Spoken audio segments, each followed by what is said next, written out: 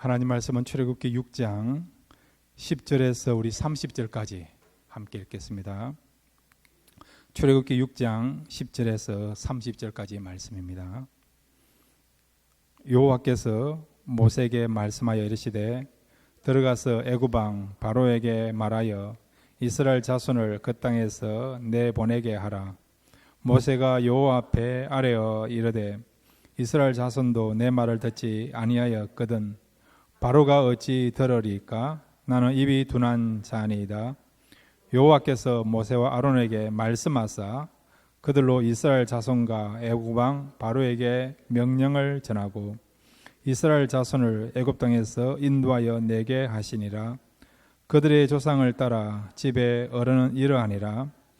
이스라엘의 장자 루벤의 아들은 한옥과 발루와 헤스론과 갈미니 이들은 루벤의 족장이요 시몬의 아들들은 여무엘과 야민과 오핫과 야긴과 소할과 가나안 여인의 아들 사울이니 이들은 시므온의 가족이요 레위의 아들들의 이름은 그들의 족보대로 이러하니 게르손과 고핫과 무라리요 레위의 나이는 137세였으며 게르손의 아들들은 그들의 가족대로 님리와 시므이요 고핫의 아들들은 아므람과 이스알과 헤브론과 우시엘이요 고핫의 나이는 133세였으며 무라리의 아들들은 마홀리어와 무시니 이들은 그들의 족보대로 레위의 족장이요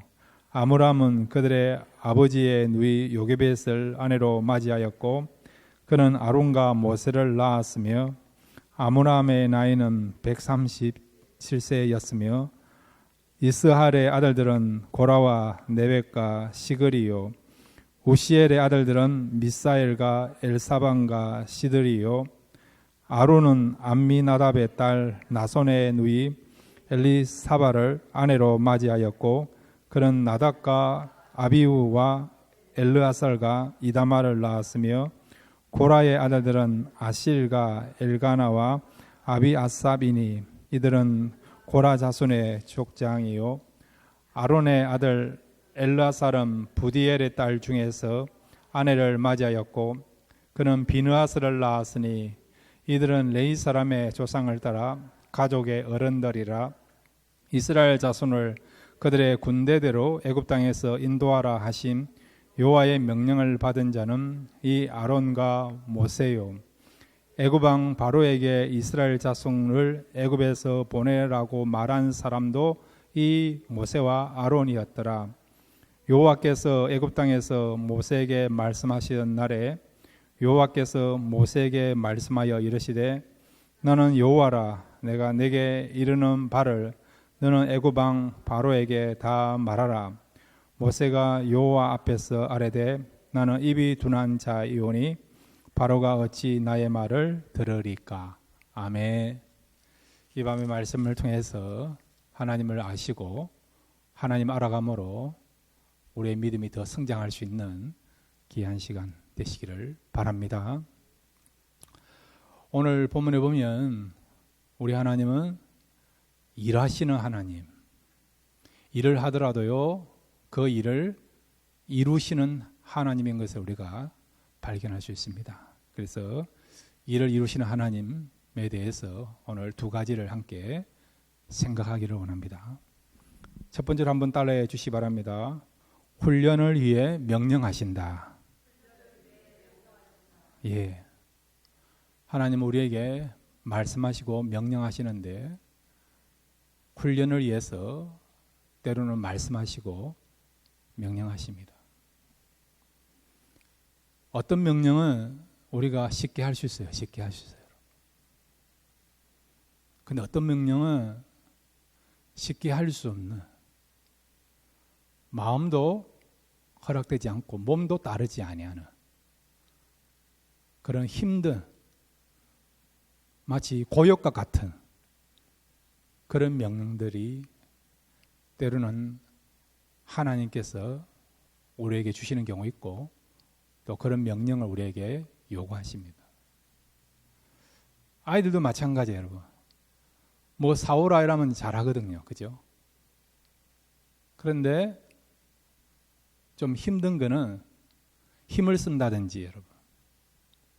또 이렇게 신경을 많이 쓴다든지 또 자신에 있는 것을 내놔야 된다. 그러면 아이들이 잘 안 할래요. 핑계댑니다. 핑계대요. 다음에 하겠습니다. 다음에 하겠습니다. 그러면 내가 할 수 없다. 그렇게 하지 않습니까?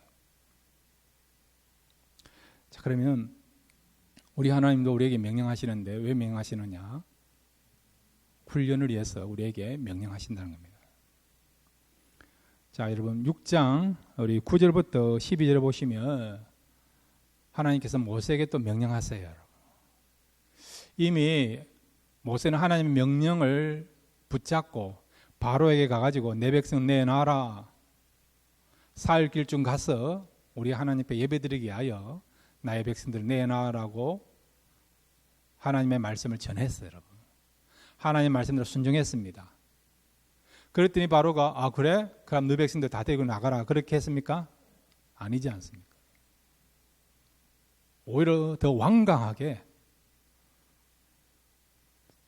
그의 백성들 이스라엘 백성들 내놓을 수 없다라고 그렇게 단번에 거절하였고 오히려 이스라엘 백성들로 하여금 고역을 더 심하게 함으로 말미암아 다시는 내 백성을 내놔라.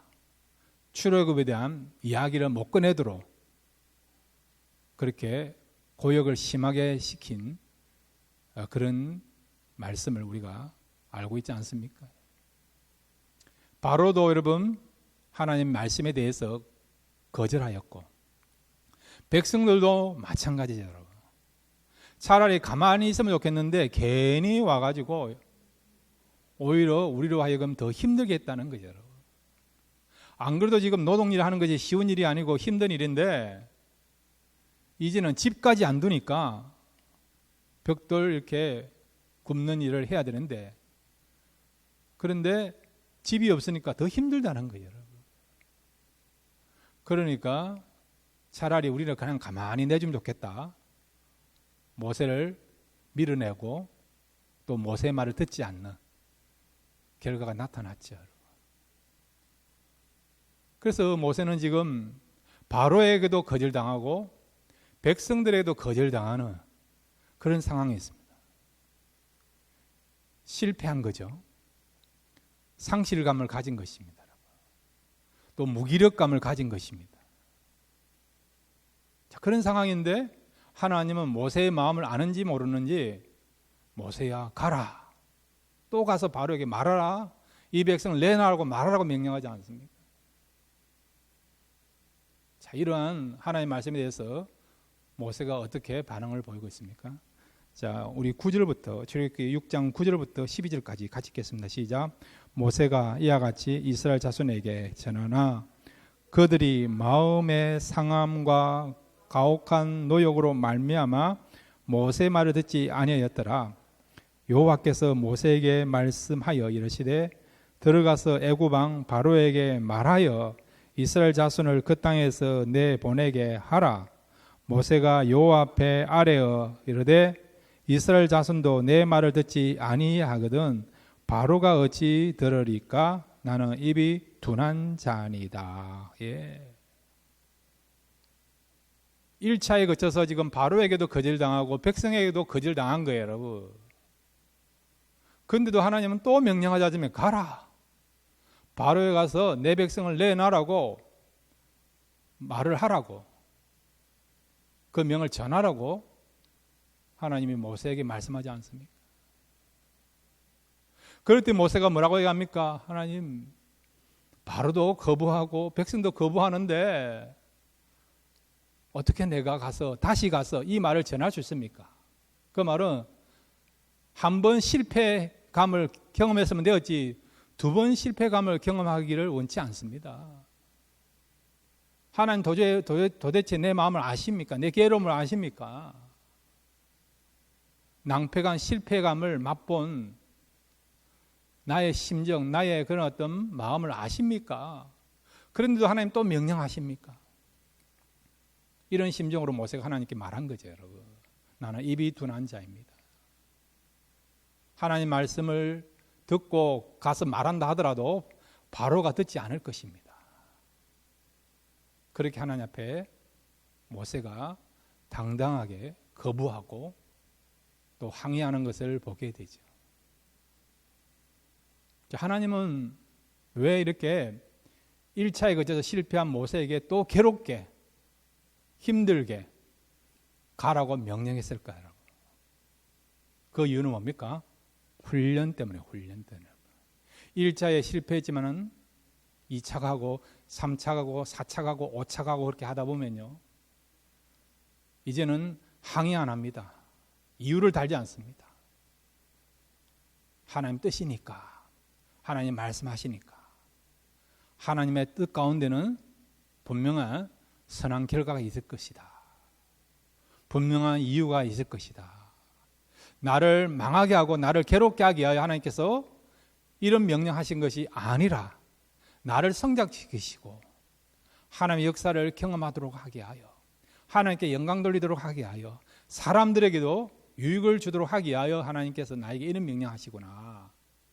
그래서 하면 할수록 어찌 됩니까? 거부하는 것이 아니라 순종하게 되고, 또 이제는 능동적으로 하게 되고, 또 하나님 말씀에 적극적으로 이렇게 따르면서 행하게 되는 그런 역사가 나타날 수 있다는 거죠. 그걸 아시기에 하나님께서는 어떻게 했다고요? 1차의 실패감을 맛본 모세에게 가라고 또 명령하시는 것입니다. 자, 그럼 어찌 됐을까요? 자, 모세가 이제 하나님 말씀을 듣고 갑니다. 두 번째 갑니다. 두 번째 가면 어떤 변화가 일어날까요? 자, 우리 출애굽기 7장 6절을 같이 읽겠습니다. 시작. 모세와 아론이 여호와께서 자기들에게 명령하신 대로 행하였더라. 아멘.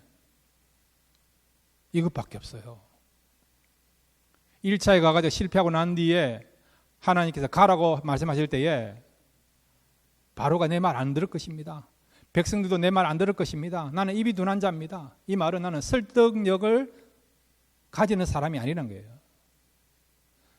사람들에게 말을 해도 설득력이 없다는 거죠. 그러니까 사람들에게 설득을 잘 시킬 수 있는 그런 달변가를 보내라는 거죠. 내보다 더 훌륭한 사람을 보내라는 것이죠. 하나님이 두 번째 가라고 했을 때 모세는 그렇게 항의했습니다. 머뭇거렸습니다. 거부했습니다. 그런데 그럼에도 불구하고 모세가 이제 하나님 가라고 하니까 일어나 가지고 이제 두 번째 가서 바로에게 하나님의 명령을 전한 거죠. 그리고 난 뒤에 어떻게 해요?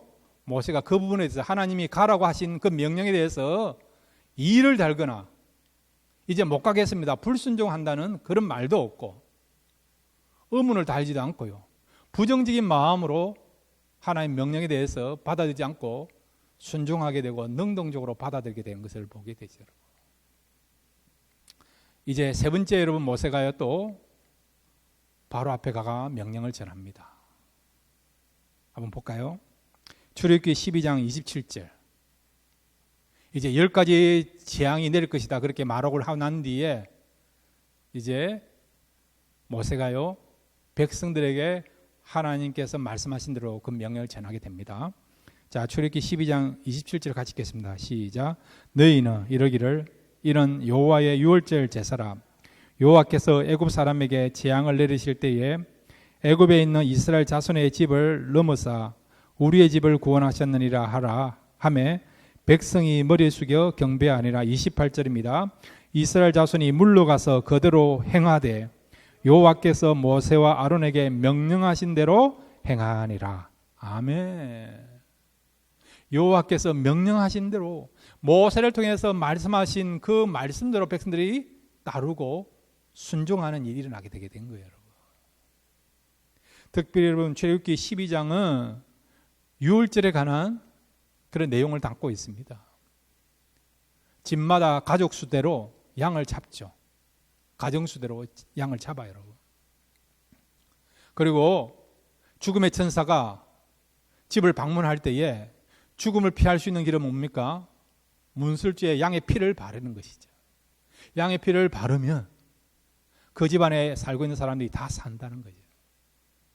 특별히 장자가 죽지 않고 처음으로 태어난 그런 사람들이 죽지 않고 살 수 있다는 것이죠. 그러니까 하나님께서 모세에게 말씀하신 대로 모세가 백성들에게 전달했더니 유월절날 절기를 그들이 지키기 위하여 그대로 행하게 되고 또 어떻게 합니까? 문설주에다 양의 피를 바르는 것을 또 하게 되었죠. 자, 그러니까 여러분 한 번 거절당했지만 또 하나님께서 가라고 하니까 두 번째 가고 세 번째 가고 하니까 이제는요 처음처럼 거부하는 것도 없고 항의하는 것도 없고 부정적인 자세를 갖지도 않고 비판적인 마음을 갖지도 않고 순종하게 되고 하나님 뜻대로 행하게 되는 것을 보게 되죠. 그러니까 여러분 한 번 실패했다고 낙심하지 마시고요. 다시 하나보나 이렇게 생각하지 마시고 하나님은 우리를 훈련시킵니다. 어디까지요? 순종할 때까지. 온전히 하나님의 뜻을 이룰 때까지. 우리가 정말 자원한 마음으로 하나님의 뜻을 붙잡고 살아갈 때까지 계속 훈련시킵니다. 그러면 여러분 훈련시키는 하나님의 뜻을 아시고 말씀대로 그대로 순종하시면 여러분 믿음이 자라가고 또 영적인 수준이 올라가고 그렇게 함으로 말미암아 더욱더 하나님께 귀하게 쓰임받고 또 여러분의 믿음도 더 자라가서 하나님의 큰 은혜와 축복을 누리는 그런 자리까지 쓸 수 있는 저와 여러분이 될 줄로 믿습니다. 자, 여러분 하나님은요 우리의 현재와 미래를 다 아십니다. 과거는 우리는 알 수 있잖아요, 여러분. 그죠? 그런데 현재 살아가는 삶에 대해서도 그렇고 미래의 삶에 대해서도 하나님 모든 거 아시죠? 여러분 오늘 예배 드리고 난 뒤에 1시간 뒤에 무슨 일이 일어날 것인가 우리는 모르지 않습니까? 내일 무슨 일이 일어날지 모르지 않습니까? 근데 하나님은 다 아시죠?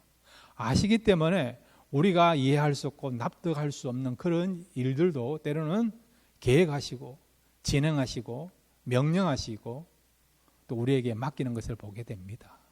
그러니까 여러분 하나님은 모든 것을 아시기에 우리의 미래까지 우리의 모든 삶의 결론까지도 다 알고 계시기 때문에 그 선하신 하나님께서 우리에게 명령하시고 요구한다 그러면 그는 참된 것이고 우리에게 유익을 주기 위한 목적으로 주신 것이고 우리가 더 귀하게 쓰임받고 믿음이 더 성장하고 축복받을 수 있는 그런 목적 가운데 하나님께서 말씀하시고 명령하시기에 그러므로 여러분 하나님의 말씀에 온전히 순종함으로 믿음이 더 자라가고 축복받는 자리까지 설 수 있는 저와 여러분 되시기를 바랍니다. 두 번째로 여러분 우리 하나님은 일을 이루세요. 자, 그러면 이 일을 이루시는 하나님을 통해서 우리가 어떻게 생각하고 그리고 또한 하나님께서 일을 이루시는데 어떤 방법을 통해서 일을 이루시는가 그 부분에 대해서 또 알기를 원합니다. 한번 따라해 주시기 바랍니다. 이때를 위해 준비하신다. 예, 일을 이루시는 하나님 통해서 우리가 붙잡을 수 있는 두 번째 교훈은 뭐냐니까 바로 이때를 위해서 하나님은 준비하신다는 거예요. 이때를 위해서 하나님께서 과거부터 지금까지 준비하신다는 거예요. 자, 여러분 오늘 여러분 출애굽기 6장에 보면 이 족보가 나와요. 족보가 나옵니다. 이 족보는 어떤 족보냐 하니까 바로 야곱의 아들 가운데 처음 레아가 낳은 3명의 아들들에 대한 족보가 나와요. 자, 여러분 야곱의 아내 가운데 레아가 있지 않습니까? 레아가 있고 라헬이 있지 않습니까? 레아가 낳은 처음 세 아들이 누구죠? 루벤, 시몬, 레이입니다. 이 세 사람의 후손에 대한 족보예요.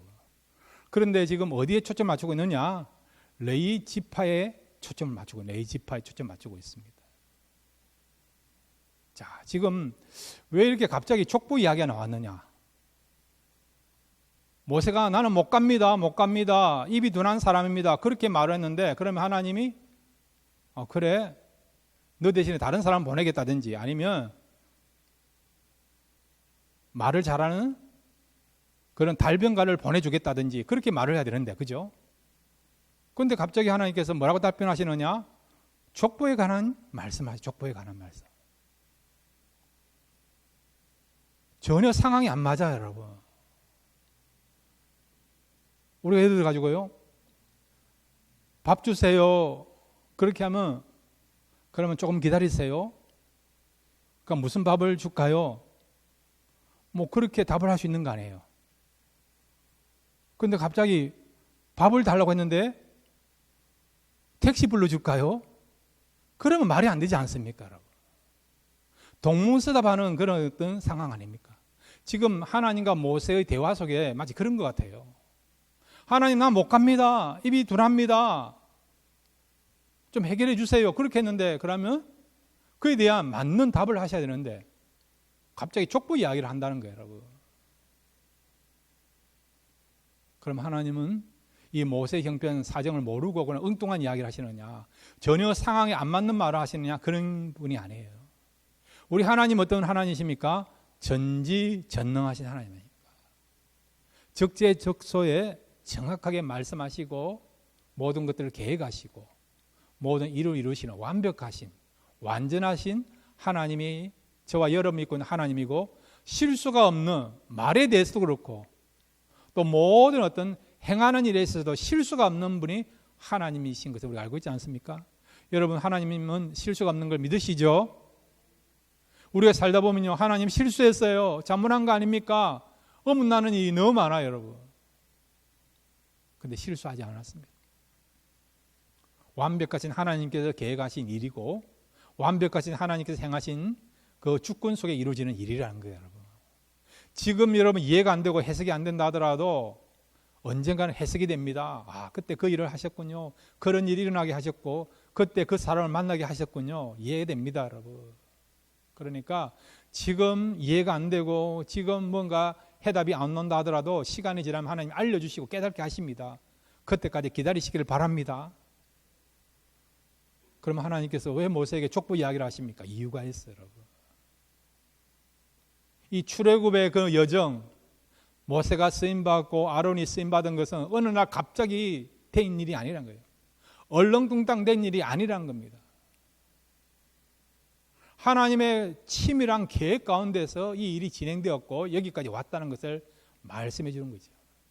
그러니까 모세에게, 아론에게 존재감을 심어주는 겁니다. 사명감을 심어주는 것입니다. 하나님의 그 역사적인 부름에 의하여서 이 일이 진행되고 그 일에 내가 부름받고 쓰임받았구나. 얼마나 내가 하나님 앞에 귀한 존재이고 귀한 사명을 받았는가, 그것을 깨닫게 하기 위하여 족보 이야기를 하는 것입니다. 자, 그러면 출애굽기 6장 16절부터 우리 20절까지 특별히 레위 지파의 족보만 같이 한번 읽겠습니다. 시작. 레위의 아들들의 이름은 그들의 족보대로 이러하니 게르손과 고핫과 무라리요. 레위의 나이는 137세였으며 게르손의 아들들은 그들의 가족대로 림니와 시므이요. 고핫의 아들들은 아므람과 이스할과 헤브론과 우시엘이요. 고핫의 나이는 133세였으며 무라리의 아들들은 마흘리와 무시니 이들은 그들의 족보대로 레위의 족장이요. 아므람은 그들의 아버지의 누이 요게벳을 아내로 맞이하였고 그는 아론과 모세를 낳았으며 아므람의 나이는 137세였으며. 아멘.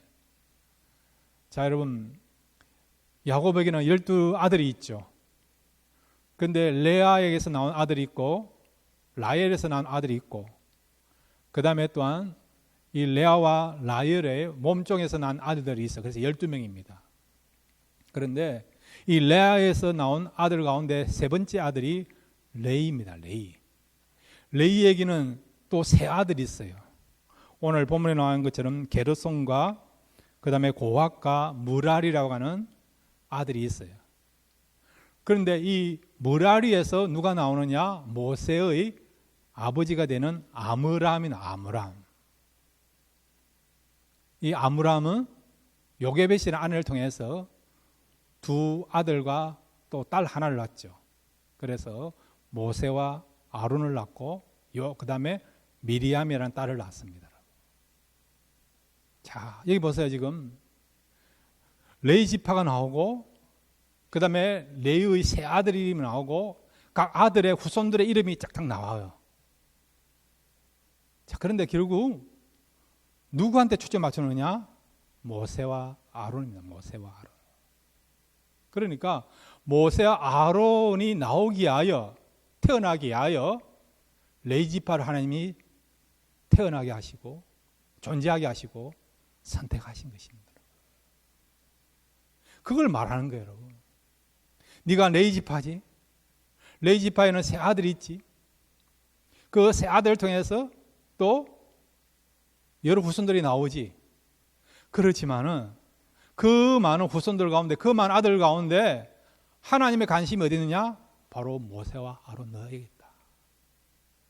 너 두 사람이 나오기 위하여 레위 지파를 태어나게 하고 레위 지파가 존재하게 되고 레위 지파를 통해서 자녀들이 태어나게 된 것이다. 이걸 말하는 것입니다.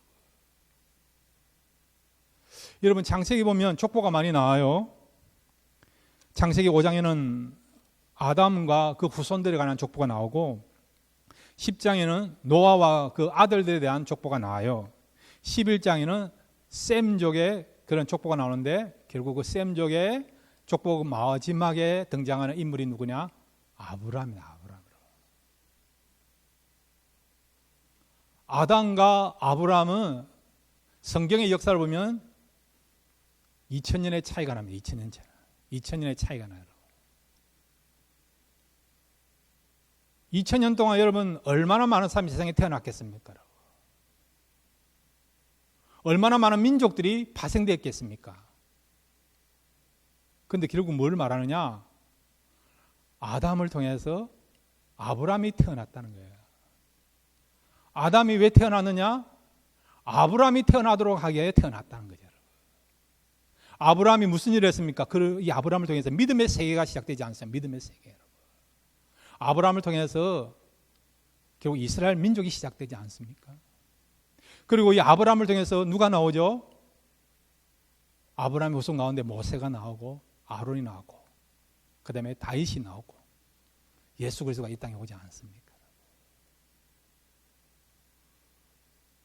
지금 모세와 아론도 마찬가지예요. 하나님의 구원의 역사를 위하여서 아담과 하와가 나오고 아브라함이 존재하고 그 아브라함의 후손 가운데 또 모세 아론이 있고 모세 아론을 통해서 그 후손 가운데 누가 또 이 땅에 오십니까? 예수 그리스도가 오시지 않습니까? 그러니까 바로 조상들이 존재한 이유는 뭐냐? 바로 하나님의 구원의 역사를 위해서 존재한 것이고 그 다음에 그 구원의 역사를 진행하기 위해서는 하나님은 그 시대별로 하나님의 마음에 합한 자를 세워서 일을 한다는 거예요. 지금 모세와 아론에게 하나님 그 말씀하시는 거예요. 위로를 주는 거죠. 우리가 어떻게 하든 태어난 것이 아니라 우연히 태어난 것이 아니라 하나님의 구원의 역사를 위해서 이 민족을 구원함으로 말미암아 이 민족을 통해서 예수 그리스도가 나와서 온 인류가 구원받는 역사가 나타나기 때문에 그 일을 위하여서 하나님이 이스라엘 택하셨고 또 이스라엘이 이제 출애굽함으로 말미암아 구원의 역사를 열방으로 흘러가게 할 수 있으니까 그 일을 위하여서 하나님께서 나를 부르시고 그 일에 내가 쓰임 받았구나. 그걸 깨닫게 한다는 거예요. 아, 내가 얼마나 귀한 존재이고 사명을 갖고 있는가. 그걸 깨닫게 함으로 인하여서 결국요 하나님의 일을 감당하게 하는, 그래서 하나님의 일에 적극적인 마음을 가지고 순종하게 하는 그런 삶을 살게 하신 것이죠. 여러분. 자, 여러분, 이 아브라함뿐만 아니라 우리도 마찬가지예요. 모세와 아론뿐만 아니라 우리도 마찬가지입니다. 우리가 왜 이때 태어났습니까? 그냥 어떻게 하다 보니까 한국에 태어났고 어떤 가정에 태어났고 어떤 부모 밑에 태어났고 그런 거 같습니까? 아니에요. 모세와 아론이 민족을 위하여 하나님의 구원의 역사를 위하여 그런 사명을 띠고 태어난 것처럼 우리도 마찬가지 하나님의 구원의 역사를 이루기 위하여 나를 통해서 우리 가족이 구원받고 구원받는 백성이 되기 위하여 나를 통해서 우리의 후손들이 믿음의 자녀들이 되기 위하여 그런 사명을 가지고 우리가 이 땅에 태어난 것입니다. 여러분. 그 구원의 역사를 위하여 이때에 우리가 태어난 것입니다. 그러니까 우리 한 사람 한 사람이 얼마나 소중한가, 얼마나 우리가 지금 역사적인 사명을 띠고 태어났는가, 이걸 우리가 깨달을 수 있어야 된다는 것입니다. 자, 여러분, 에스더 4장 14절, 모르드게가 그의 사촌 여동생 되는 에스더한테 말하는 강력한 메시지예요. 에스더는 여러분 유태인 가운데서 페르시아 제국에 살고 있는 그런 이민자입니다. 이민자 여러분. 이민자 가운데 2세인지 3세인지 정확하게 알 수 없지만 그 부모들은 이스라엘 땅에 살고 있지만은 바빌론 침공함으로 말미암아 바벨론으로 끌려갔다가 바빌론이 멸망하고 난 뒤에 페르시아 제국에 살고 있었는데 에스더는 그 페르시아 제국에서 태어났던 그런 유태인 그런 후손입니다. 그런 유태인 후손이었던 이 에스더가요, 그 당시 세계 최대 강대국인 페르시아의 왕비가 되게 된 거예요. 왕비가 여러분. 얼마나 여러분 그 왕비의 지위가 높고 왕비가 누릴 수 있는 그런 어떤 명예와 힘과 부귀영화가 대단하겠습니까, 여러분?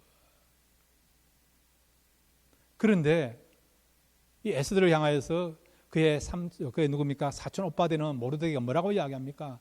네가 왕비가 된 것은 너의 그런 어떤 부귀영화를 위하여 세상적인 성공과 출세를 위하여 만족을 위하여 태어난 것이 아니라는 거예요, 여러분.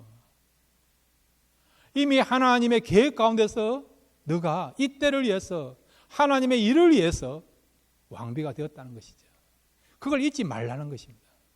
자, 여러분, 에스더 4장 14절 말씀 같이 읽겠습니다. 시작. 이때에 내가 만일 잠잠하여 말이 없으면 유다인은 다른 데로 말미암아 노임과 구원을 얻으려니와 너와 내 아버지 집은 멸망하리라. 내가 왕후의 자리를 얻은 것이 이때를 위함이 아닌지 누가 알겠느냐 하니. 아멘. 이때가 무슨 때입니까? 하만이라는 사람이 지금 음모를 꾸며서 유대인들을 다 죽이기로 했지 않습니까? 아무나 아무 몇 시에 유대인들을 다 죽이려고 음모를 꾸몄죠. 그냥 시간이 지나면 유대인들은 다 죽는 겁니다. 지구상에 소멸되는 거예요. 그러면 하나님의 구원의 역사에 있어서 차질이 생길 수 있는 거죠, 여러분. 예수님이 유태인의 후손으로 오지 않습니까, 여러분? 그러니까 하만의 음모는 여러분 사탄의 음모를 할 수 있죠, 여러분.